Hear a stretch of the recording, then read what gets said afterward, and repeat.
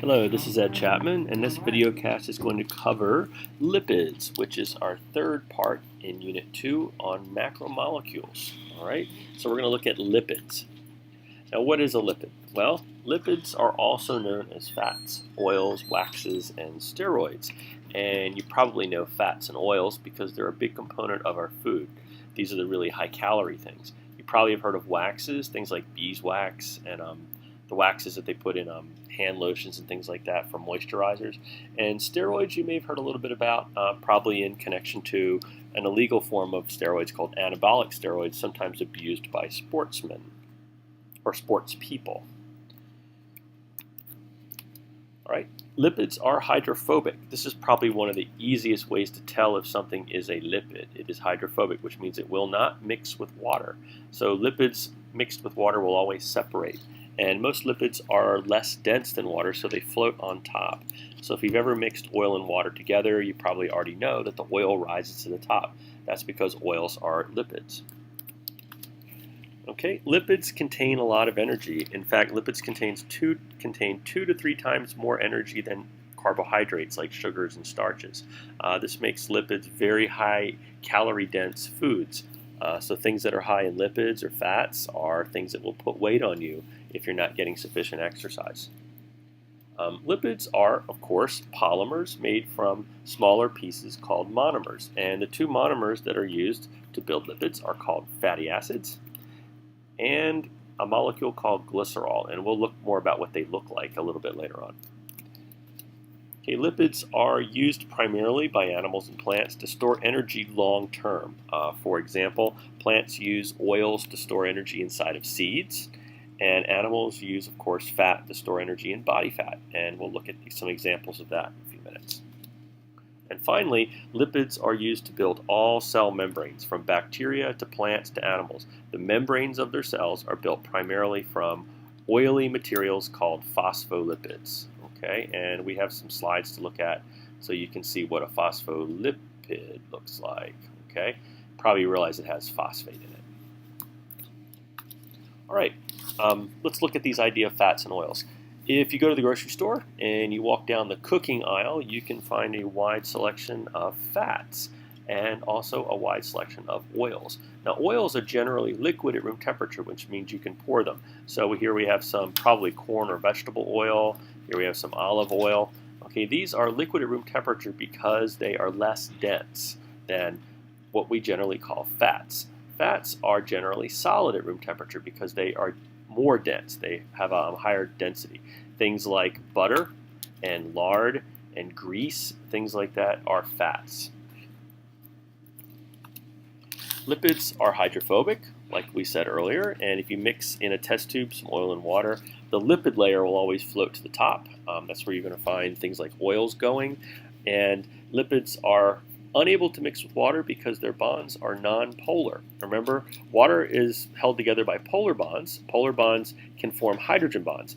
And because lipids are non-polar molecules, they can't form hydrogen bonds. That's why lipids literally cannot get wet. They will not stick to water and will always push water away. They're hydrophobic. Now, I mentioned earlier that lipids contain a lot of energy, and this is important especially to animals that have to move or migrate.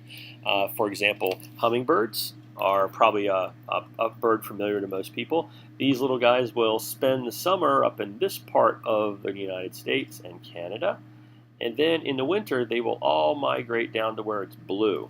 Okay, obviously there are not very many flowers blooming up here in the winter, so these little guys have to fly south in the winter, tip of Florida included, to spend the winter where there is going to be food available. And in order to make this 2 or 3 day flight, this tiny little bird, which weighs not much more than 3 or 4 pennies, has to store enough energy to make the trip. And it could not store this energy as carbohydrate. Carbohydrates are way too much.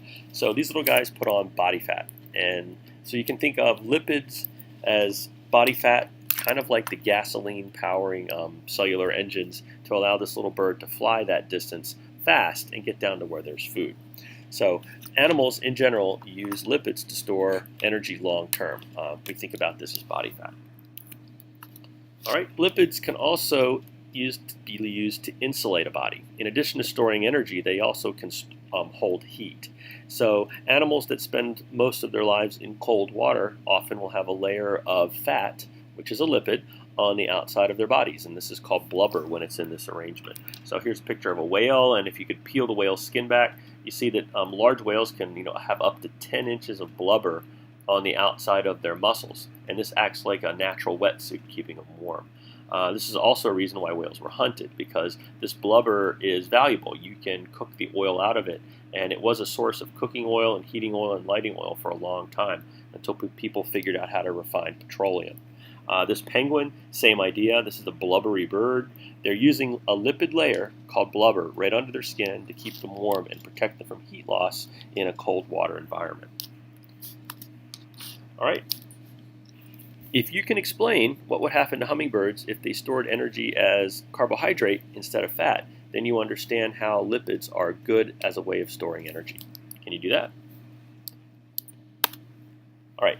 Here's a picture of what lipids look like. All right, now these are fatty acids, and we have a fatty acid here up at the top, which is a nice straight chain of carbons. All right, and here we have a fatty acid that gets straight right to here, but then it's got a little bend in it. And you notice there's something missing. All right, something missing there, something missing here, and it makes it get a little kink in it. Same thing here. This one has something missing, and it gets a kink in it. All right. Fatty acids are the polymers that get built together to make lipids, and there are two kinds of fatty acids. There are saturated and unsaturated fatty acids. Now this one is saturated because the one at the top is saturated because it is filled with hydrogen ions. You notice there's no spaces. But these two lipids are unsaturated, which means they have lost some hydrogens, and this makes them a little bit less dense, which is why unsaturated fats are oils or liquid at room temperature, and saturated fatty acids like these are solid at room temperature. Scientists figured out a while ago that saturated fatty acids are worse for your health than unsaturated fatty acids. So people are being told now to try to minimize the foods that they consume that contain saturated fats.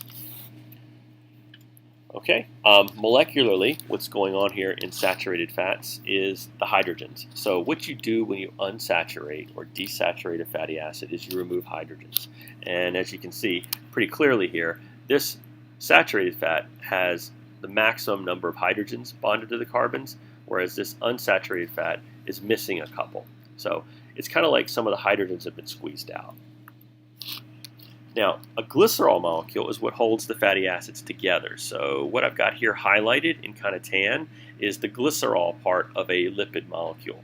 All right. Now, because this lipid molecule has a glycerol bonded to, let's see, 1, 2, 3 fatty acids, we call it a triglyceride. And this is one of the more common fats that are found in meat products.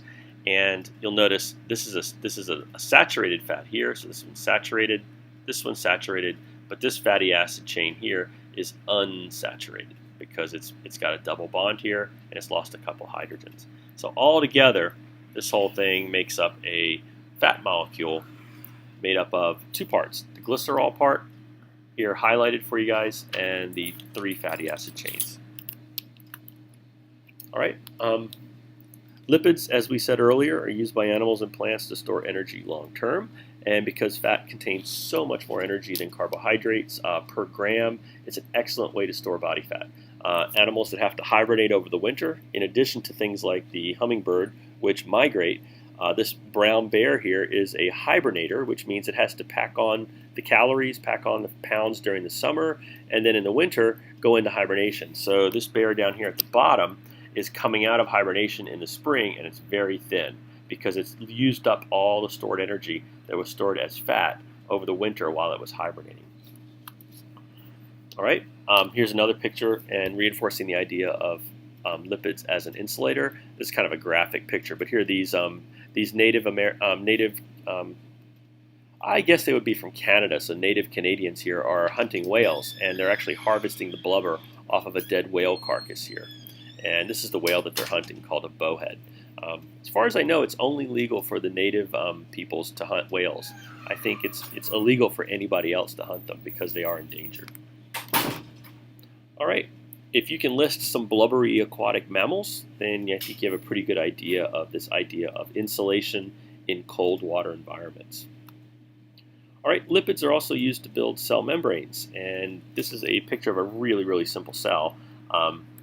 This is the interior of the cell. This is the cytoplasm in here, which is mainly water.